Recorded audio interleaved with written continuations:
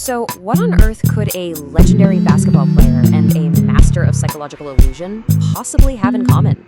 Well, it turns out a lot more than you might think. Today on The Explainer, we're going to break down the playbook of mastery and uncover the surprising secrets that connect them. And we're going to kick things off with these words from Kobe Bryant, a true legend whose mindset for greatness went way beyond the basketball court. Let's really get into what he meant by that. So, first up, let's dive into Kobe's Code of Mastery. It really all starts with this one single powerful concept that he created to define his entire approach, not just to the game, but to life, the Mamba mentality. Now, this wasn't just some catchy phrase he came up with. See, back around 2003, during a really tough time in his life, Bryant actually created the Black Mamba as an alter ego. It was a way for him to wall off his personal struggles and just hyper-focus on the court. It was a mental tool for greatness. And this mentality, it stands on 4 solid pillars. It's not just about working hard, right? It's a whole framework. It's built on a deep obsession with detail, a relentless drive that never settles, the resilience to see any failure as just a lesson, and just absolute fearlessness when you're staring down a challenge. And when we say obsession, I mean his was on a whole other level. We've all heard the stories about the insane practice schedules, right? Starting at 5 a.m. even back in high school. But what's really wild is how that exact same focus could be applied to something totally different, like teaching himself a complex Beethoven piece on the piano just by listening to it. And this right here perfectly illustrates how his mind worked. To get his famous fadeaway jumper just right, he didn't just study other basketball players, no. He studied a hunting cheetah on TV. He saw how the cheetah used its tail for balance while running, and he adapted that idea, using his leg as a kind of rudder to keep himself stable in mid-air. I mean, that's someone who breaks mastery down to its absolute tiniest pieces. Which, of course, brings up a really interesting question. Is this kind of detailed psychological approach to mastery something you only find in sports? Or could that same playbook actually show up in a completely different arena? Well, let's switch gears. We're going to leave the court and step onto the stage to explore the magician's mind game. Because here, the mastery isn't physical at all. It's almost purely psychological. You know, the legendary Harry Houdini, he said it best. The real secret wasn't just the mechanics of how he escaped. It was the performance. It was all about managing the audience's perception, their psychology. And modern mentalists have basically turned that idea into a complete art form. For performers like Darren Brown, psychology isn't just a part of the trick, it is the trick. They've built their entire careers on this one principle.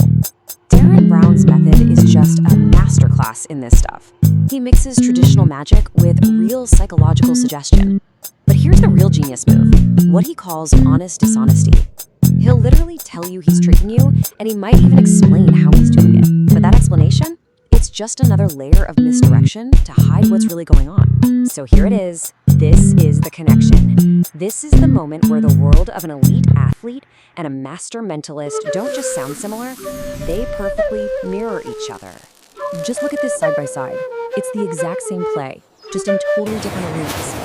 Kobe's fadeaway creates physical space to get a clear shot. A mentalist does the same thing, but to create psychological space.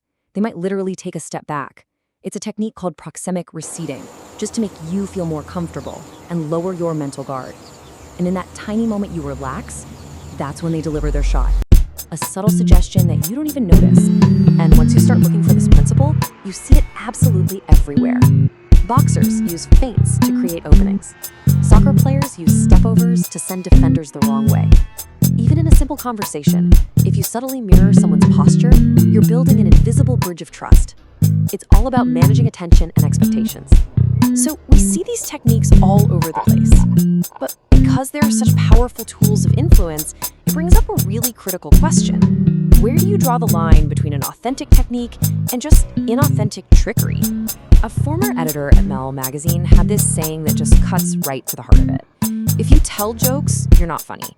What he meant was, if the technique is obvious, if it feels rehearsed and not genuine, it just falls flat.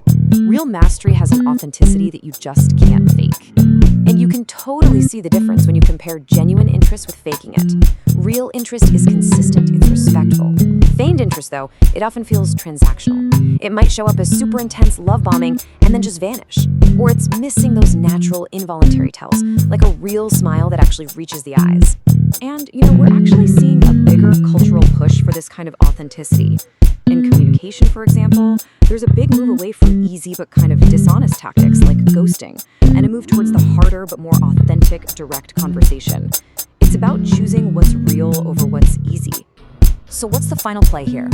What's the ultimate takeaway we can get from the obsessive athlete and the psychological illusionist? Well, it all comes down to intent.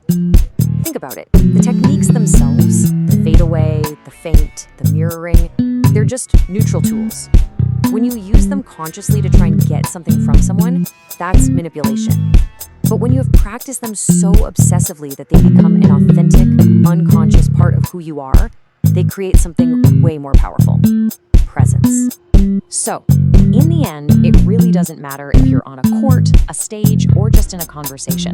True mastery seems to always boil down to these same core principles: an obsession with the tiny details, relentless practice until it's second nature, a deep insight into psychology, and crucially, the ability to be authentically present in the moment.